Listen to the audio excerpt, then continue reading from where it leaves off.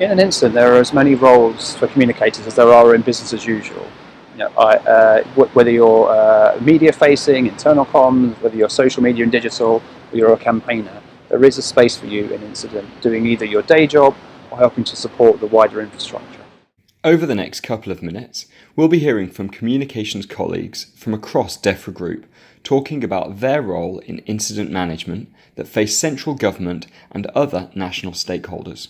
So during an incident like a flood, we have a broad range of stakeholders. Starting from the top, you've got ministers. They want to know what's happening, when, where, not only so they are comfortable that the situation is being looked after, but also they can speak to media and tell them what's going on. You need the special advisors, the political appointees within the department. They need to understand what's going on, need to understand the pressures we've got and the timescales that we face, so they can inform the Secretary of State or other people across Whitehall. We also have to work with other government departments, like DCMS, Department for Culture, Media and Sport, who will look after, say, the phone infrastructure, or Department for Transport, who look after the rails if they're down. And then, of course, we have the media, which is our main way of speaking to people affected and people across the country to tell them we're in control and we're looking after it. I am one of about 8 incident communications leaders for the Environment Agency, and we undertake a role called the National Communications Manager. The role of a National Communications Manager is to set the strategic direction for communications for the Environment Agency and to make sure that that steer is passed on to your national communications colleagues and your area communications colleagues. So there are 3 main elements to the role.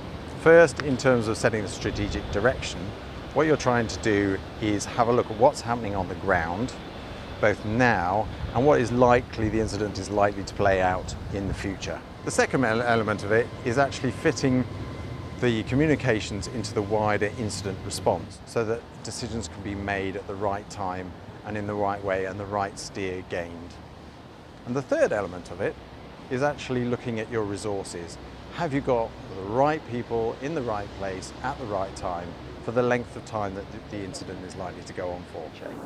There are 2 main national communications roles for APHA, the communications lead and the external communications lead.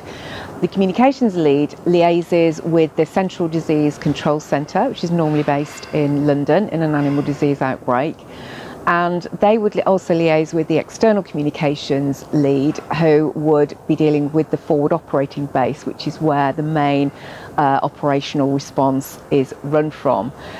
These 2 roles would also liaise with more regional roles based at the infected premises.